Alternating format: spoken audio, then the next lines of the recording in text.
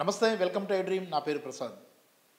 Telugu Desam party యువతేజం Lokesh మరో యాత్రకు, మరో పర్యటనకు సిద్ధమవుతున్నారు. యువగళం పాదయాత్ర మధ్యలోనే ముగిసిపోయిన నేపథ్యంలో ఇటు ముఖ్యంగా ఆంధ్రప్రదేశ్ సంబంధించినంత వరకు ఉత్తరాంధ్ర ప్రాంతం అంతా కూడా తాను యాత్ర చేయలేదన్న భావనలో ఉన్నారు. అయితే మళ్ళీ అటు ఇచ్చాపురం నుంచి ఇటు విశాఖపట్నం వరకు అంటే పాదయాత్ర కాకపోయినా మొత్తం మీద అక్కడ జనాలతో కలవాలి, వాళ్ళ మధ్య మమేకం కావాలన్న ప్లాన్తో ఒక ప్లాన్ సిద్ధం చేసుకున్నట్లుగా కనిపిస్తోంది. మరి లోకేష్ ఈ పర్యటనలు ఎలాంటి ప్రభావాన్ని చూపించబోతున్నాయి, ముఖ్యంగా వైసీపీ మీద ఎలాంటి ప్రభావాన్ని చూపించబోతున్నాయి అంటే దీని మీద మొత్తం వైసీపీ నేత ఆకుల వెంకటేశ్వర గారు ఉన్నారు. అన్న నమస్తే. అన్న లోకేష్ గారు మరి యాత్ర అనుకోవాలా లేదంటే పర్యటన అనుకోవాలా, ఏదో ఒకటి మొత్తం మీద అయితే, ఎందుకంటే విశాఖపట్నంతో ఆయన యువగళం ముగించాడు కాబట్టి అటు ఇచ్చాపురం నుంచి ప్రారంభించాలని ఏదో ప్లాన్తో ఉన్నట్లు తెలుస్తుంది. టెక్కలి ఇచ్చాపురం అంటున్నారు. ఏంటి దీని మీద వైసీపీలో గందరగోళం ఉంది, భయపడుతున్నారు అనే ప్రచారం అవుతుంది, నిజమేనా? వీడిని చూసి భయపడడం అనేది చాలా హాస్యాస్పదం. నవ్వుకుంటున్నారు జనాలు. అసలు పార్టీ లేదు అన్నటి దగ్గర నుంచి నువ్వు పాదేది ఈ యాత్ర స్టార్ట్ చేస్తున్నావు. అసలు నీకైనా సిగ్గుండాలా, ఆడికైనా సిగ్గుండాలా? అదే అచ్చెన్నాయుడు గారు నిన్నేమని తిట్టాడు? ఆ లోకేష్ గడే పార్టీని సర్వనాశనం చేసాడు, పార్టీ లేదు బొక్కలేదు, 17 తర్వాత అన్నీ అయిపోయినన్న వ్యక్తి. అక్కడి నుంచి నువ్వు స్టార్ట్ చేస్తున్నావు అంటే నువ్వు ఎంత దిగజారిపోయావో, నీ పరిస్థితి ఏ విధంగా స్టార్ట్ అయ్యిందో జనాలకు అర్థమవుతుంది. ఇది కాదు అని అనమనండి, నిన్ను తిట్టిన మాట వాస్తవా కాదా? అటువంటిది నువ్వు అచ్చెన్నాయుడు గారి దగ్గరికి వెళ్ళి నువ్వు చేస్తున్నావు అంటే నువ్వెంత దిగజారిపోయావు ఆయన లోకేష్. నీ పాదయాత్ర వల్ల మొత్తం ఉన్నది బాయ్, ఉంచుకున్నది బాయ్, అందరూ బాయ్, మీ నాన్న జైలుకు బాయ్. అదైనా నీ ఇంట్లో మీ ఫ్యామిలీలో మనిషిని కోల్పోయా. ఇప్పుడు నువ్వు అచ్చెన్నాయుడు దగ్గర అడుగు పెడుతున్నావు. అచ్చెన్నాయుడుకున్న క్రెడిట్ అంత ఎందుకు అంటే జనాలకు ఆ మాత్రం అర్థం అవుదా? పార్టీ లేదు బొక్క లేదు అని అన్న అచ్చెన్నాయుడిని, నిన్ను లోకేష్ గారే పార్టీని సర్వనాశనం చేస్తున్నాడు అని చెప్పిన అచ్చెన్నాయుడిని నువ్వు సపోర్ట్ చేయడానికి నువ్వు టెక్కల్లో పాదయాత్ర చేస్తున్నావు అంటే నీ పరిస్థితి ఎంత దిగజారిపోయింది, ఎంత హీనంగా తయారైంది నువ్వు ఆలోచించుకోరా లోకేష్. అరే లోకేష్, నువ్వు చేసే పనులన్నీ పార్టీకి నష్టం తప్పితే పార్టీకి మైలేజ్ రాదు. నీకు జగన్మోహన్ రెడ్డి 175 వస్తాయని ధీమాగా చెప్తున్నాడంటే దానికి కారణం నువ్వెంత పాదయాత్ర కానీ నువ్వే విహారయాత్రలు చేస్తే వైఎస్ఆర్సీపీకి మైలేజ్ వస్తా తప్పితే నష్టమైతే రాదు.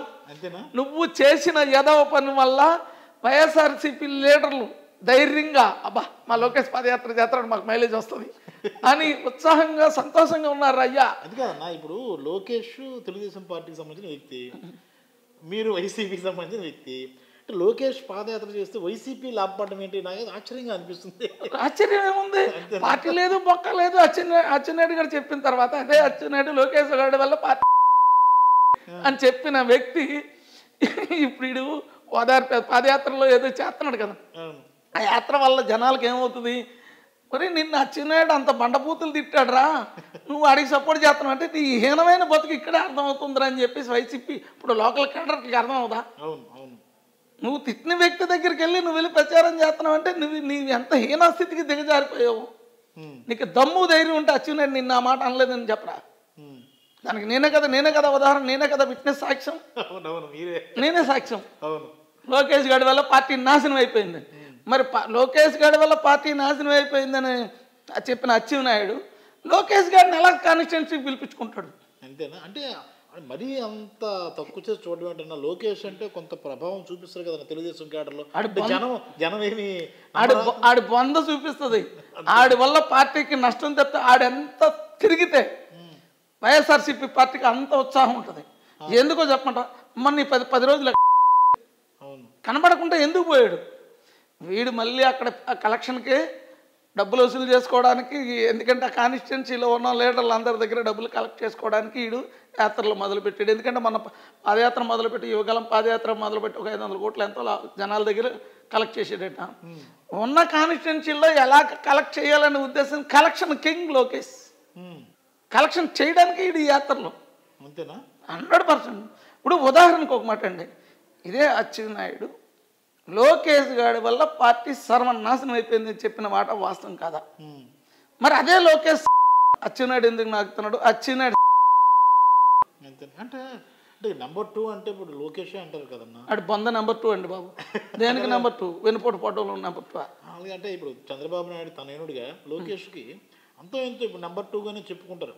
ఓకే, అతను సమర్థుడా అసమర్థుడా అనేది పక్కన పెడితే నెంబర్ 2గా చెప్పుకుంటాడు. ఆయన మాటలు గత ప్రభుత్వంలో చెల్లుబాటయ్యాయి.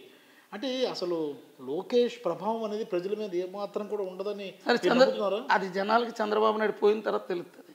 అంతేనా? వీడి బతుకు, వీడి కథ, వీడి దీన్ని, ఓకే, వీడు ఎవడకు న్యాయం చేశాడని. వీడు నా ఇంటికి వచ్చి నా అంకులు అని చెప్పిన నాకేం న్యాయం చేయలేడు, ఇంక జనాలకి ఏం న్యాయం చేస్తాడు వీడు? నా దగ్గర డబ్బు లేదని కదా. ఆ రోజు ఈ రోజుకి చెప్తున్నా, కేఎల్ నారాయణ అనే వ్యక్తి మా వాడిని ఎందుకు ఇబ్బంది పెడుతున్నావు, నన్ను నిధిలో పెడుతున్నాడు. వీడు కేఎల్ నారాయణ దగ్గర డబ్బులు తీసుకోకపోతే నేను చెప్తున్నది అబద్ధం అని వెంకటేశ్వర మీద పెట్టేయమనండి. వాడు డబ్బులు ఉన్నాడు, నేను డబ్బులు లేనండి కాబట్టి డబ్బులు ఉన్నోడికి ఈ చంద్రబాబు నాయుడు కానీ లోకేష్ కానీ సపోర్ట్ చేస్తారు. ఓకే, అదే సుజనా చౌదరి, దేవినేని ఉమా, సీఎం రమేష్ వీళ్ళకి సపోర్ట్ చేసిన వ్యక్తే కదా ఈ లోకేష్. అవును, కింద జెండా మోసినోడికి ఎవరికైనా సపోర్ట్ చేశాడా? జెండా మోసినోడు ఒకడికి సపోర్ట్ చేయడు. ఈరోజు నేను ఇంత ధైర్యంగా నేను మీకు కౌంటర్ ఇస్తున్నానంటే కారణం ఏంటో తెలుసా? నా నిజాయితీ. నాకు మీరు అన్యాయం చేశారు కాబట్టి, నా కుటుంబాన్ని ఈదులో పెట్టారు కాబట్టి, మిమ్మల్ని ఈదులో పెట్టి మీరు ఇంటి దగ్గర కూర్చునే వరకు నేను మిమ్మల్ని వదలను. అంతేనా? సమస్య లేదు. వదలను. ఎందుకో తెలుసా? ఈవేళ పొద్దు రేపు రెండో రోజు ఎప్పుడో డిసైడ్ అయిపోయాను నేను మీ వల్ల. యాక్చువల్గా ఈరోజు వైఎస్ఆర్ కండువా కప్పుకున్నాను కాబట్టి ఈరోజు నేను బతుకున్నా. అదే కండువా కానీ కప్పుకోకపోతే ఎప్పుడో మీరు నన్ను లేపేసేవారు, అందులో డౌటే లేదు. మీరు మీడియాతో చెప్పిన మాట వాస్తవం కాదు. మీడియాలో ఒక వ్యక్తికి ఆడి పని మీ రూలింగ్ వచ్చిన వెంటనే తీసేస్తాం, టైం దగ్గర పడింది అని చెప్పిన మాట వాస్తవం కదా. నీకు దమ్ము ధైర్యం ఉంటే నన్ను టచ్ చేయరా లోకేష్.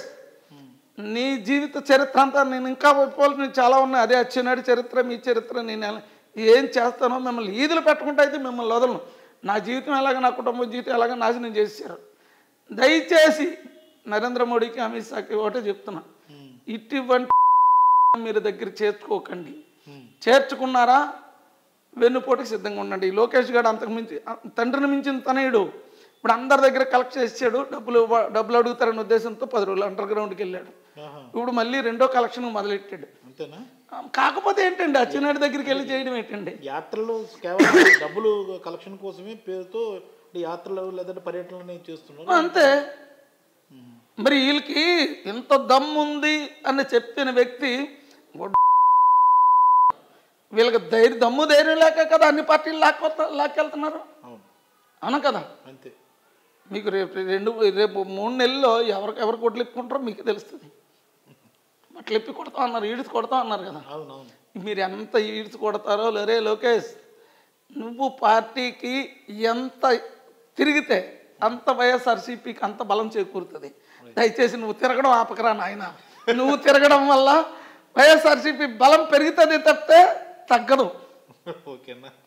Thank you. ఇదేదో బాగుంది. ఇది చాలా ఆశ్చర్యం అనిపిస్తుంది. ఎందుకంటే నారా లోకేష్ పర్యటిస్తే వైసీపీకి లాభం కలుగుతుంది అన్నది వైసీపీ నేత వెంకటేశ్వర గారు చెప్తున్న మాట. ఇది వింటేనే మనకు ఆశ్చర్యము లేదంటే నవ్వు కూడా వస్తుంది.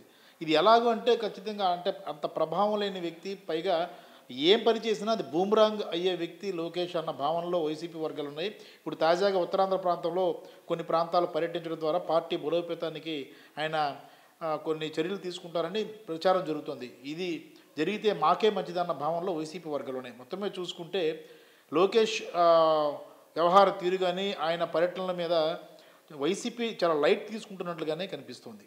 కెమెరామెన్ మూర్తితో ప్రసాద్, ఐడ్రీ మీడియా, విశాఖపట్నం.